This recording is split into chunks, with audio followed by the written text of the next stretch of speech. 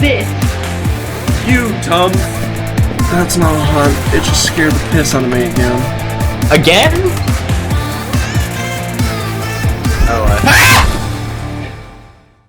Do you ever lie awake at night, home alone, wondering if you can get enough of sexy Ryan Reynolds? Well, this movie is going to test that thought.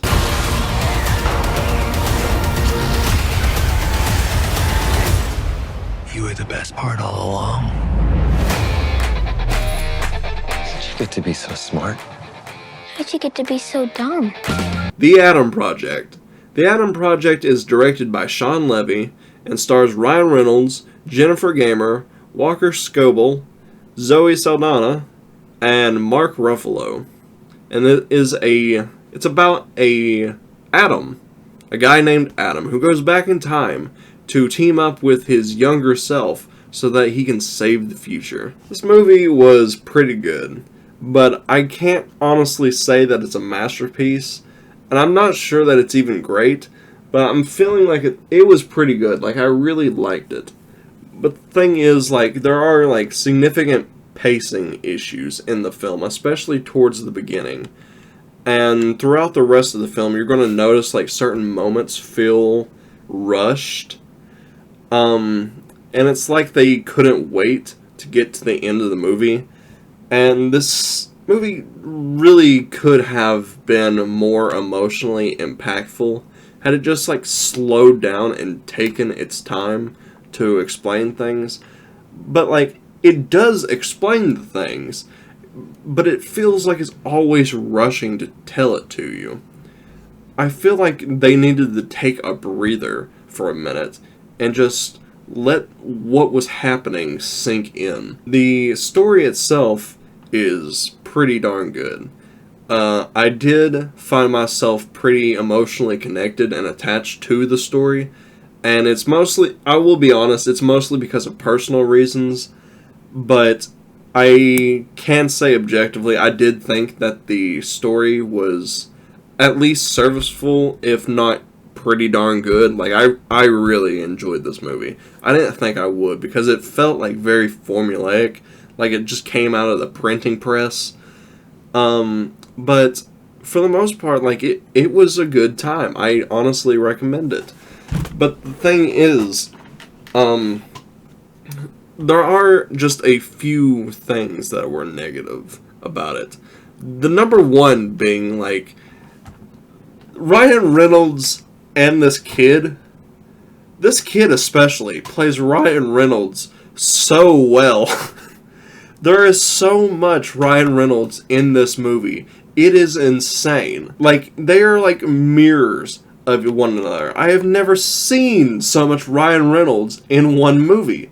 Like, holy crap. So I guess what I'm saying is, if you don't like Ryan Reynolds, I don't think you're gonna like this movie.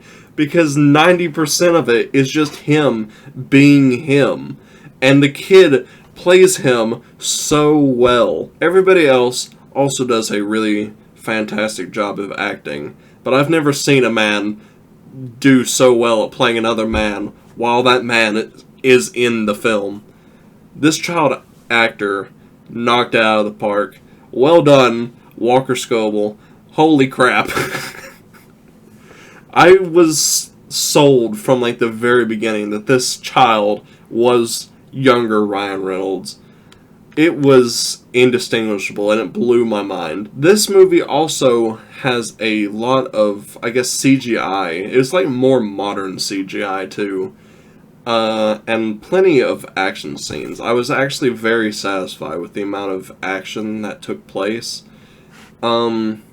Unfortunately, this is, I don't know if it's listed as a comedy, but knowing Ryan Reynolds, there was definitely some intentional comedy there. But the thing is, unfortunately, most of it does fall flat, with, like, I'd say 70% of the jokes being just Ryan Reynolds being Ryan Reynolds.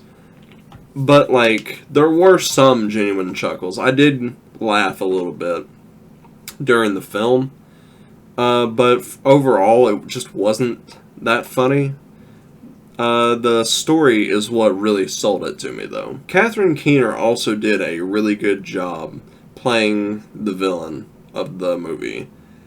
The only problem I have is the writing for the villain, because there are certain aspects of her character that come across as very one-dimensional. It would have been nice had there been a little bit more to her character, or at least more scene, because a lot of the things that are talked about her doing are more so implied. And I mean, like, it does represent her being a more decent villain, but the thing is, I would have liked to have seen it more. There also doesn't really appear to be much reason for her to be as evil as she is.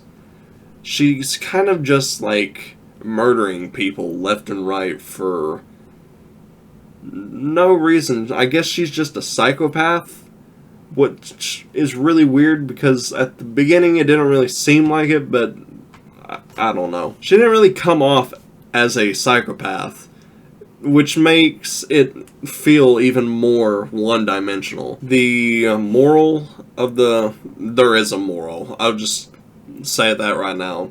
There's a moral in the story, and I do believe that they played into it pretty well.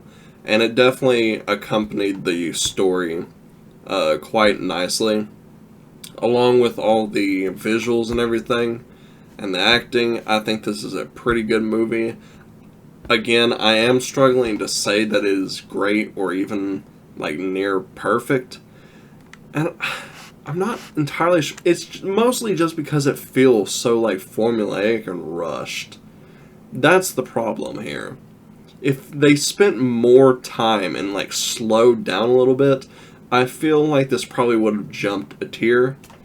But I think for now, I have to put it in, like, the good tier.